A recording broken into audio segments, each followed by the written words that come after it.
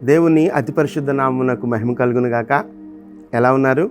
మీరు క్షేమంగా ఉన్నారని నమ్మి దేవుని స్తుతిస్తూ ఉన్నాను. అనుదినము ఈ హోప్ ఫర్ టుడే వాక్యధ్యానాలు మీరు క్రమం తప్పకుండా వీక్షిస్తూ మీరు వ్యక్తిగతంగా కుటుంబంగా ఎంతగానో ఆత్మీయ అభివృద్ధి పొందుతున్నారని నమ్మి దేవుని ఎంతగానో స్తుతిస్తూ ఉన్నాను. అపోస్తలుడైన పౌలు తెస్సలోనిలకు రాసిన పత్రిక 2వ పత్రిక 3వ అధ్యాయం 3వ వచనాన్ని చదువుదాం.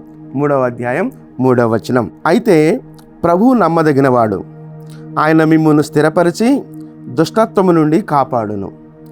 అయితే ప్రభువు నమ్మదగినవాడు, ఆయన మిమ్మును స్థిరపరిచి దుష్టత్వము నుండి కాపాడును. దుష్టత్వము అన్నప్పుడు ఆ క్రింద ఫుట్నోట్లో 3 గమనించినప్పుడు దుష్టుని నుండి అని కూడా మనం గమనించాలి.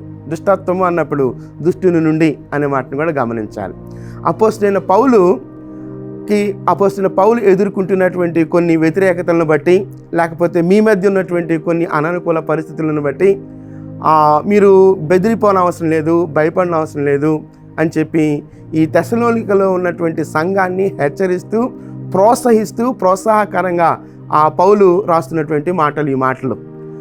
పౌలు వారిని ఒకలాంటి ప్రార్థన సహకారాన్ని కూడా కోరుకున్నాడు. వారి నుంచి మా కోసం ప్రార్థన చేయండి అని ఆ ముందు వచనాల్లో చెప్పాడు.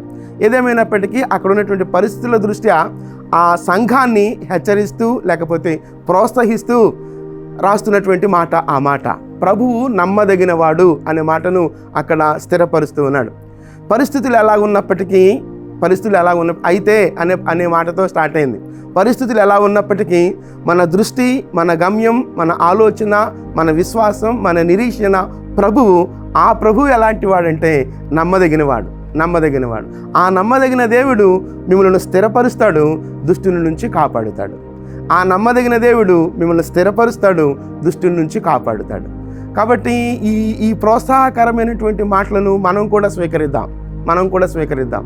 ఎలాంటి అపాయకరమైన పరిస్థితులు ఉన్నాయో, లేకపోతే ఎలాంటి స్థిరత్వము లేనటువంటి ఆలోచనలు కలిగి ఉన్నామో, లేకపోతే ఎలాంటి అస్థిరమైనటువంటి స్థితి కలిగి ఉన్నామో మన విశ్వాస జీవితంలో కానీ, మన ఆలోచన సరళిలో కానీ, ఒకవేళ మన కుటుంబాల్లో కానీ, పరిస్థితులు ఎలా ఉన్నప్పటికీ కూడా దేవుడు నమ్మదగిన దేవుడిగా ఉన్నాడు.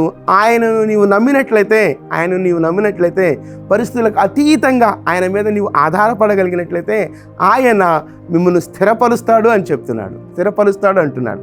అలాగే భయాలు ఏ రకంగా ఉన్నప్పటికీ, అది దుష్టత్వమా, లేకపోతే మరొకట, లేకపోతే ఒకలాంటి అభద్రతా భావమా, ఏ భయమైనప్పటికీ, ఎలాంటి భయం ఉన్నప్పటికీ, లేకపోతే దుష్టుని నుంచి దుష్టుని వలన కలిగేటువంటి భయమా, పరిస్థితి ఏదైనప్పటికీ, భయాలు ఏ రకంగా ఉన్నప్పటికీ వాటన్నిటి నుండి విడిపించే దేవుడు మీ దేవుడు, విడిపించే దేవుడు మన దేవుడు అనేటువంటి ఆలోచన అక్కడ పౌలు స్థిరపరుస్తూ ఉన్నాడు. ఒక్కసారి మనం ఆలోచిద్దాం. వ్యతిరేకతలు ఉంటాయి, తప్పకుండా ఉంటాయి. అననుకూలతలు ఉంటాయి, తప్పకుండా ఉంటాయి. ఈ అననుకూలతల మధ్య, వ్యతిరేకతల మధ్య నేను చూడవలసినది, నేను ఆ నిరీక్షణ కలిగి విశ్వసించవలసినది ఎవరి వైపు అనంటే నీ దేవుడైనటువంటి యేసుక్రీస్తు వైపు. అదే ఆలోచన అక్కడ స్థిరపరుస్తున్నాడు.